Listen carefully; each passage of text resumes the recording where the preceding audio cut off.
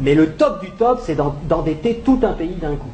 Et là, il y a des spécialistes de ça, il y a le Fonds monétaire international, il y a la Banque mondiale, il y a l'OMC, qui ont des individus, des équipes particulières qui vont dans les pays pauvres, en général où on peut trouver des ressources qui sont utiles aux pays riches, des ressources minières, des ressources géologiques, des ressources énergétiques, du pétrole, etc.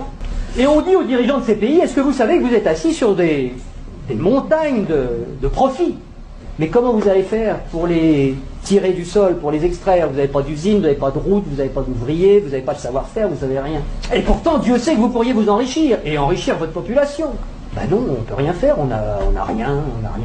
Écoutez, nous, on est le FMI, on est la Banque mondiale, on peut vous prêter des milliards de dollars. Et avec vos milliards de dollars qu'on va vous prêter, vous allez pouvoir exploiter vos ressources et nous rembourser haut la main sans problème. Mais il y a une petite clause dans le contrat de prêt, et de toute façon vous ne pouvez pas y couper, c'est que vous allez avoir besoin de routes, vous allez avoir besoin d'un port pour que les pétroliers puissent aborder, vous allez avoir besoin d'un pipeline pour aller des puits de pétrole au port, vous allez avoir besoin de soldats pour protéger le pipeline des terroristes, donc on amènera aussi quelques soldats, et vous allez avoir besoin de beaucoup d'argent pour financer tout ça, et à qui vous allez acheter tout ça? Où sont vos entreprises? Mais on vous a dit on n'a pas d'entreprise. Ah bon? Bah écoutez, c'est pas grave, nous on en a. En Occident, beaucoup, on en a plein. On a Halliburton qui fabrique des usines, on a Areva qui a besoin d'uranium, on a Bouygues qui fabrique des autoroutes, des ports, tout ce que vous voulez, on va vous faire ça aux petits oignons, pas de problème. Et c'est comme ça que ça marche. On vous prête 15 milliards, sous réserve que vous fassiez travailler nos entreprises, et de toute façon vous ne pouvez pas faire autrement. Donc regardez bien ce que ça fait au point de vue monétaire. Il y a 15 milliards qui sont créés par le Fonds monétaire international et la Banque mondiale. Le Fonds monétaire international, c'est un organisme qui récupère quelques dépôts de la plupart des pays de la planète, qui servent de garantie pour faire des crédits, des prêts aux pays sous-développés. Donc, il y a 15 milliards qui partent de la Banque mondiale et qui vont sur les comptes du pays sous-développé. Et aussitôt, ces 15 milliards-là qui sont dans le pays pauvre, ils retournent dans le pays riche pour aller payer des entreprises occidentales qui vont dans le pays pauvre faire du boulot, construire des trucs.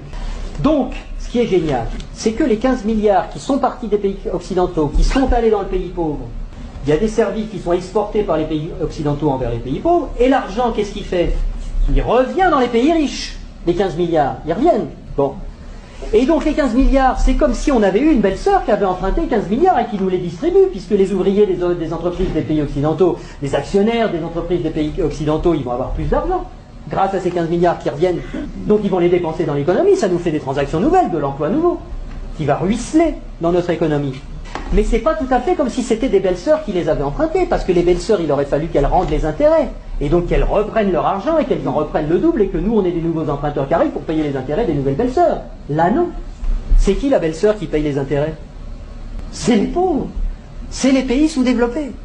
Et donc on a été leur construire des trucs qui vont nous permettre d'exploiter leur richesse.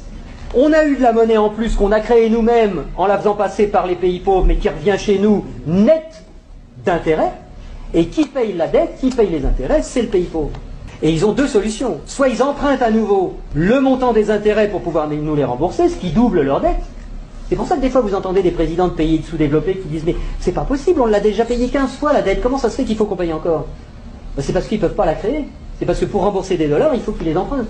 Puisqu'il n'y a que nous, les Occidentaux, qui peuvent créer des dollars pour les endetter. Et donc, soit ils empruntent pour continuer à payer leurs intérêts, soit ils vendent leurs ressources pour presque rien. Ce qui nous permet à nous d'avoir le niveau de vie qu'on a. Et d'avoir les ressources des pays sous-développés, qu'on a bien choisis parce qu'ils étaient riches en ressources dont on a besoin, et d'avoir le niveau de vie qu'on a, et d'avoir de l'essence pas chère, et d'avoir des iPhones pas chers, etc. C'est grâce à ça. Si on a le niveau de vie qu'on a, c'est parce qu'il y a une prédation sur les ressources de la Terre entière, qui nous profite.